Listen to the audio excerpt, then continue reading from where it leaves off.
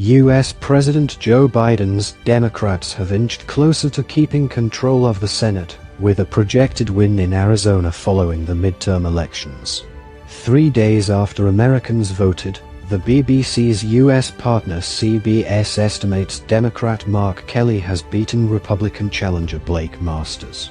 That would leave the Senate at 49 Democratic seats and 49 Republican seats.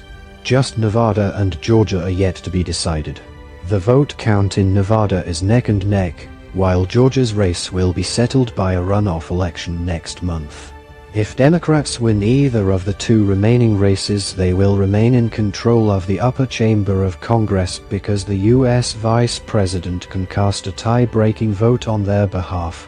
Republicans could still take control of the U.S. House of Representatives as votes continue to be tallied from a handful of districts after Tuesday's elections. If the Republicans win either or both chambers of Congress, they could thwart much of Mr. Biden's agenda. Mr. Kelly, a former astronaut whose wife, Gabby Giffords, survived an assassination attempt when she was a U.S. lawmaker, was first elected 2 years ago to serve out the remainder of the late John McCain's Senate term. In a statement, Mr. Kelly said, "From day one, this campaign has been about the many Arizonans, Democrats, Independents, and Republicans who believe in working together to tackle the significant challenges we face. That's exactly what I've done in my first 2 years in office and what I will continue to do for as long as I'm there." Mr. Masters, a 36-year-old venture capitalist, had been endorsed by former President Donald Trump without political experience. He had refused to accept the 2020 election results and repeated false claims of election fraud. In an email to supporters on Thursday, the Masters campaign said it had seen troubling issues during the election and asked for contributions, the New York Times reported. "We're expecting a contested road forward and legal battles to come," it said. The result is another blow to the Republicans, who were hoping for a red wave, an electoral rout which would deliver a harsh rebuke of President Joe Biden and the Democrats.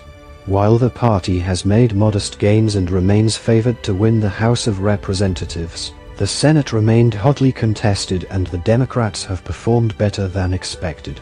Mr. Biden has said the election was a good day for U.S. democracy. The midterm elections are for Congress, which is made up of two parts, the House of Representatives and the Senate.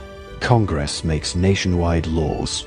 The House decides which laws are voted on while the Senate can block or approve them, confirm appointments made by the president and, more rarely, conduct any investigations against him. These votes are held every 2 years and when they fall in the middle of the president's 4-year term of office. Each state has 2 senators, who sit for 6-year terms. Representatives serve for 2 years, and represent smaller districts. All the seats in the House of Representatives were up for election in the midterms, alongside 1/3 of the Senate. Several major states also have elections for their governor and local officials.